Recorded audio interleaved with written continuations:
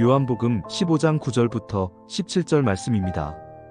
아버지께서 나를 사랑하신 것 같이 나도 너희를 사랑하였으니 나의 사랑 안에 거하라. 내가 아버지의 계명을 지켜 그의 사랑 안에 거하는 것 같이 너희도 내 계명을 지키면 내 사랑 안에 거하리라. 내가 이것을 너희에게 이름은 내 기쁨이 너희 안에 있어 너희 기쁨을 충만하게 하려 함이라. 내 계명은 곧 내가 너희를 사랑한 것 같이 너희도 서로 사랑하라 하는 이것이니라.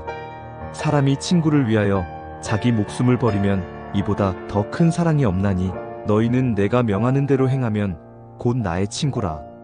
이제부터는 너희를 종이라 하지 아니하리니 종은 주인이 하는 것을 알지 못함이라.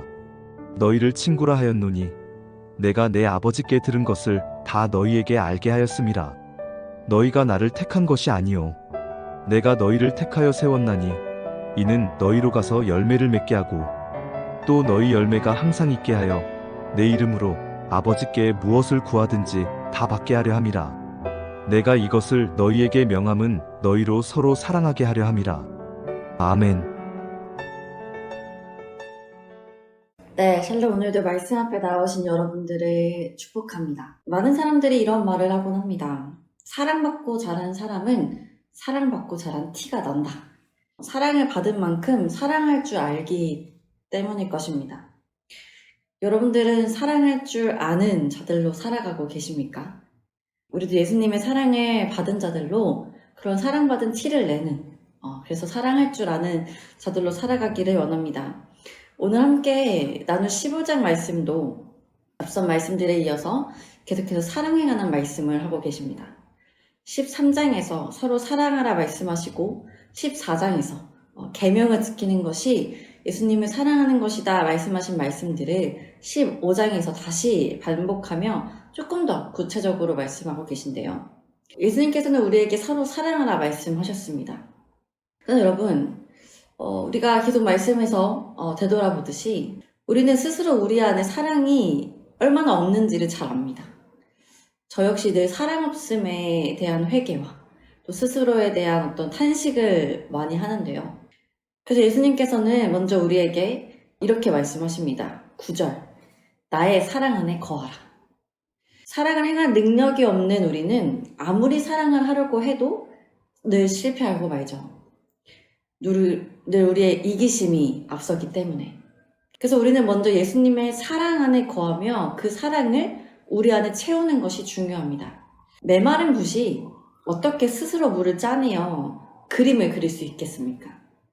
물이 가득 담긴 물통 안에 들어가 그 몸을 적실 때 붓은 스스로 노력하지 않아도 부드러운 그림을 그려낼 수 있는 것처럼 우리도 마찬가지입니다. 우리 스스로 사랑을 행하려고 하면 나의 한계를 마주합니다. 우리가 계속해서 예수님께서 서로 사랑하라는 말씀 앞에 낙심하고 또 마음에 어떤 여러 근심이 들었던 이유가 바로 그것 아닙니까? 우리 안에는 사랑이 없는데, 나는 그 정도로 사랑할 수 있는 능력이 없는데, 나의 기준은 이것까지밖에 되지 않는데. 그러나 여러분, 우리가 정말로 사랑으로 가득 찬 그 주님의 은혜 가운데 먼저 머문다면 우리는 우리의 노력이 아닌 우리 안에 스며든 주님의 사랑을 행할 수 있을 것입니다. 사랑받아 사랑을 행하여 사랑받은 티가 나는 자들처럼 말입니다. 이러한 사랑을 행하면 어떻게 된다고 말씀하십니까? 10절, 예수님을 사랑 안에 거한다고 말씀하십니다. 여러분 보십시오. 우리가 예수님의 사랑 안에 거하여 서로 사랑하라 하신 하나님의 계명을 지키게 될 때 우리는 다시 예수님의 더 깊은 사랑 안에 거하게 된다고 말씀하십니다. 여러분, 이것이 선순환입니다. 사랑이 선순환. 사랑 안에 거하여 사랑을 행하고 다시 사랑 안에 거하게 되는 것.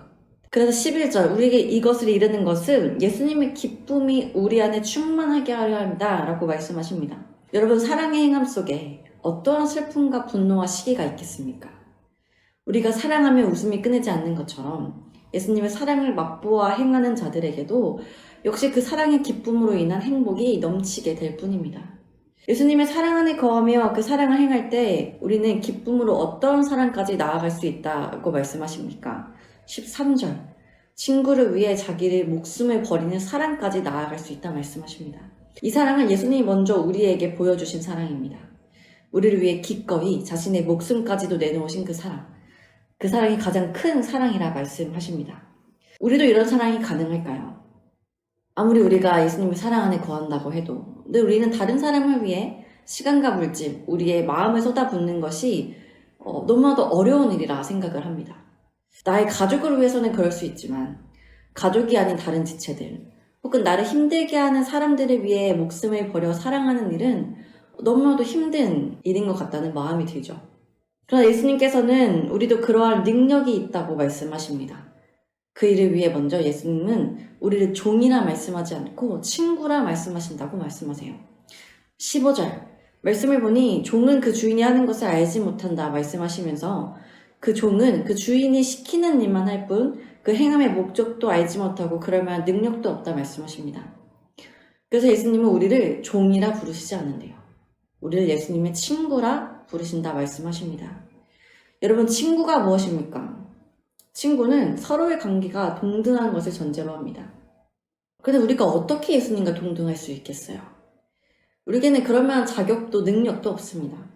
그러나 예수님께서는 우리에게 하나님 아버지께 들은 모든 것을 다 알게 하심으로 마치 친구가 자신의 모든 것을 공유하듯 예수님께서도 우리에게 하나님의 말씀을 모두 전해주심으로 우리가 예수님처럼 살아갈 능력을 허락하신다고 말씀하십니다.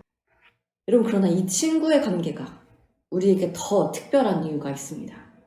우리가 예수님의 친구 된 것도 정말로 귀한 은혜인데, 여러분, 일반적으로 친구의 관계는 어떻게 이루어집니까? 쌍방의 선택과 동의에 의해서 이루어집니다. 서로가 동등하기 때문이죠.